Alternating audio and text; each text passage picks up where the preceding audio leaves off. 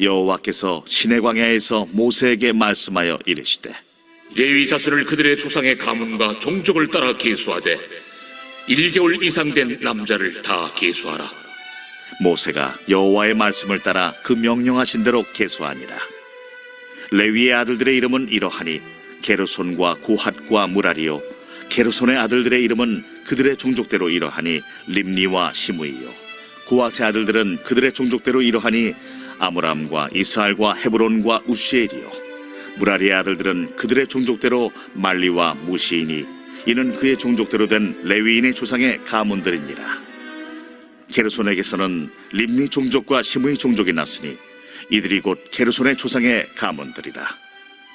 계수된 자 곧 1개월 이상 된 남자의 수요 합계는 7,500명이며 게르손 종족들은 성막 뒤 곧 서쪽에 진을 칠 것이요, 라엘의 아들 엘리아삽은 게르손 사람의 조상의 가문의 지휘관이 될 것이며, 게르손 자손이 회막에서 맡을 일은 성막과 장막과 그 덮개와 회막 휘장문과 뜰의 휘장과 및 성막과 제단 사방에 있는 뜰의 휘장문과 그 모든 것에 쓰는 줄들이니라. 고아색에서는 아므람 종족과 이스할 종족과 헤브론 종족과 우시엘 종족이 났으니 이들은 곧 고핫 종족들이라. 계수된 자로서 출생 후 1개월 이상 된 남자는 모두 8,600명인데 성소를 맡을 것이며 고핫 자손의 종족들은 성막 남쪽에 진을 칠 것이요, 우시엘의 아들 엘리사바는 고핫 사람의 종족과 조상의 가문의 지휘관이 될 것이며 그들이 맡을 것은 증거궤와 상과 등잔대와 제단들과 성소에서 봉사하는 데 쓰는 기구들과 휘장과 그곳에 쓰는 모든 것이며, 제사장 아론의 아들 엘르아살은 레위인의 지휘관들의 어른이 되고 또 성소를 맡을 자를 통할할 것이니라. 무라리에게서는 말리 종족과 무시 종족이 났으니 이들은 곧 무라리 종족들이라. 그 계수된 자 곧 1개월 이상 된 남자는 모두 6,200명이며 아비하일의 아들 수리엘은 무라리 종족과 조상의 가문의 지휘관이 될 것이요, 이 종족은 성막 북쪽에 진을 칠 것이며 무라리 자손이 맡을 것은 성막의 널판과 그 띠와 그 기둥과 그 받침과 그 모든 기구와 그곳에 쓰는 모든 것이며 뜰 사방 기둥과 그 받침과 그 말뚝과 그 줄들이니라. 성막 앞 동쪽 곧 회막 앞 해돋는 쪽에는 모세와 아론과 아론의 아들들이 진을 치고 이스라엘 자손의 직무를 위하여 성소의 직무를 수행할 것이며 외인이 가까이 하면 죽일지니라. 모세와 아론이 여호와의 명령을 따라 레위인을 각 종족대로 계수한즉 1개월 이상 된 남자는 모두 22,000명이었더라. 여호와께서 또 모세에게 오늘 본문의 말씀은 하나님께서 레위 지파에게 임무를 맡기는 말씀입니다. 하나님께서 레위 지파의 인구조사를 하라고 하셨습니다. 인구조사의 기준점 15절에 나오고 있습니다. 레위 자손을 그들의 조상의 가문과 종족을 따라 계수하되 1개월 이상 된 남자를 다 계수하라 라고 했습니다. 레위 지파 인구 조사를 조사하는데 1개월 이상 된 남자들을 조사하라 라고 말씀을 하고 있습니다. 이러한 인구조사는 다른 지파들의 인구조사와 다릅니다. 민수기 1장에서는 다른 지파들 인구조사를 할 때는 20세 이상의 남자들만 조사하라 라고 했습니다. 왜 그렇습니까? 전쟁에 나가서 싸울 수 있는 이러한 인구를 조사를 한 것입니다. 그렇다면 레위인의 인구조사 때 1개월 이상 된 남자를 조사하라 라는 것은요, 성막에서 일할 수 있는 이런 남자들을 조사하라 라는 것이죠. 한 달 이상 된 어린 남자들부터 성막의 일에 관여할 수 있다 라고 이렇게 짐작할 수가 있는 것입니다. 율법에 보면요, 레위인들이 성막에서 일할 수 있는 나이가 있습니다. 30세부터 55세까지 이렇게 일을 할 수가 있습니다. 30세가 적어도 돼야 성막에서 일을 할 수가 있죠. 그런데 왜 하나님은 한 1개월 이상 된 남자를 조사하라고 했을까요? 어려서부터 그 자녀들에게 성전에서, 성막에서 일하는 이러한 일을 보게 하고 또 배우게 하고 이런 것을 익숙하도록 이렇게 교육시키라라는 이런 말씀인 것이죠. 어려서부터 성막의 일을 보고 배우고 일하는 이러한 사람들, 30세가 되어서 성막의 일을 할 때 어떻게 되겠습니까? 아주 일을 잘 감당하는 이러한 사람들이 될 것입니다. 이러한 점을 우리 신앙에 적용을 해보면 하나님을 믿는 이런 신앙 교육을 우리가 어려서부터 우리가 시켜야 된다는 것에 우리가 적용할 수가 있는 것이지요. 신명기 6장 6절 7절 말씀해 보면요. 오늘 내가 네게 명하는 이 말씀을 너는 마음에 새기고 네 자녀에게 부지런히 가르치며 집에 앉았을 때든지 길을 갈 때든지 누워 있을 때든지 일어날 때든지 이 말씀을 강론할 것이며 라고 말씀을 하였습니다. 하나님을 사랑하라 라는 이런 말씀을 자녀들에게 부지런히 가르치라 라고 하셨습니다. 길을 갈 때든지 앉았을 때든지 누웠을 때든지 언제든지 하나님 사랑하는 것을 자녀들에게 부지런히 가르치라고 말씀을 하신 것입니다.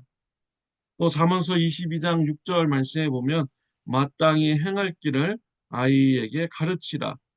그리하면 늙어도 그것을 떠나지 아니하리라. 어린아이들에게 신앙을 부지런히 가르치라라고 했습니다. 그러면 그들이 늙어서도 하나님을 떠나지 않는다라고 말씀을 하셨습니다. 에베소서 6장 4절에도 또 아비들아 너희 자녀를 누욕게 하지 말고 오직 주의 교훈과 훈계로 양육하라 라고 했습니다. 자녀를 누욕게 하지 말아야 합니다. 자녀들을 주의 교훈과 훈계로 양육해야 합니다. 자녀들에게 신앙의 교육을 시키지 않으면 어떻게 되겠습니까? 사사기 2장 10절에 보면 그 세대의 사람도 다 그 조상에게로 돌아갔고 그 후에 일어난 다른 세대는 여호와를 알지 못하며 여호와께서 이스라엘을 위하여 행하신 일도 알지 못하였더라. 자녀들에게 부지런히 하나님의 말씀을 가르치지 아니하면 사사기 2장에 있는 이러한 일이 벌어지게 됩니다. 믿는 세대가 죽으면 그 다음 세대가 하나님을 알지 못하게 되는 이러한 세대가 된다는 것이. 우리 대한민국을 보면 안타까운 상황입니다. 신앙의 전수가 잘 되지 않고 있습니다. 대학생 중에서 2%만이 크리스찬들이라는 것입니다. 그래서 우리 남침내 교단에서는 한국 대학생들을 미전도 종족으로 분류했습니다. 참으로 안타까운 일입니다. 대한민국이 선교지가 되어갈 이런 판이 되었습니다. 전에는 예수님 믿는 사람들이 많이 있었죠. 그런데 이제 믿음의 세대가 다 죽은 후에는 2%도 안 될 이런 위기가 우리 한국 교회에 있게 된 것입니다. 자녀들에게 신앙을 전수하지 못하면 어려운 시대가 되는 것이죠. 사랑하는 성도 여러분, 자녀들에게 부지런히 하나님의 말씀을 가르치시길 바랍니다. 하나님을 사랑하라는 말씀을 가르치시길 바랍니다. 그래서 하나님 믿는 신앙이 여러분의 자녀들에게도 전수되는 축복이 있으시기를 바랍니다. 레위 자녀들은 세 명이 있었습니다. 게르손과 고핫과 무라리가 있습니다. 세 자손들에게 성막의 일을 구체적으로 맡겼습니다. 게르손 후손들에게는 성막을 돕는 장막을 관리하도록 하였습니다. 그리고 성막의 담장을 천으로 이렇게 만들었는데요. 그 담장의 역할을 하는 이 천을 게르손 자손들이 관리하도록 하였습니다. 또한 고핫 자손들은 성막 안에 있는 기구들을 관리하도록 하였습니다. 성막 안에 있는 휘장도 관리하게 하였습니다. 성막 안에 있는 이러한 물건이 참 많이 있죠. 뻑상도 있고요. 분향단도 있고요. 또 뭐 여러 가지가 이렇게 많이 있습니다. 휘장도 있고 또 성막 밖에는 물두멍도 있고 번제단도 이렇게 있습니다. 이러한 여러 가지 성막 안에 있는 이런 기구들을 잘 관리하도록 하였습니다. 지성소 안에 있는 이 법궤조차도 고앗 자손이 운반을 해야 되는 것입니다. 또 무라리 자손에게는요, 성막의 구조물 되는 기둥과 벽을 관리하도록 하였습니다. 성막에서 일하는 것은 매우 영광스러운 이러한 일인 것입니다. 성막의 일은 아무나 할 수 없습니다. 오직 레위 지파들만이 그 일을 할 수가 있습니다. 레위 지파가 하나님의 은혜를 입어서 하나님으로부터 선택받아서 성막의 일을 할 수 있게 되는 것입니다. 레위 지파들은 하나님의 은혜에 감사하면서 그 사역을 감당해야 되는 것이죠. 레위 지파로 태어난 이 아기들 선택의 여지 없이 평생 동안 성막에서 일을 해야만 됩니다. 그들이 나는 왜 일을 해야 되는가? 나에게 왜 선택의 여지가 없는가? 라고 불평하기보다는 하나님의 은혜로 성막에서 일하게 됐음을 알고 감사하면서 사역을 해야 되는 것이죠. 저와 여러분들은 하나님의 은혜를 받은 자들입니다. 고린도전서 6장 19절 20절에 보면 너희 몸은 너희가 하나님께로부터 받은 바 너희 가운데 계신 성령의 전인 줄을 알지 못하느냐. 너희는 너희 자신의 것이 아니라 값으로 산 것이 되었으니 그런즉 너희 몸으로 하나님께 영광을 돌리라 라고 했습니다.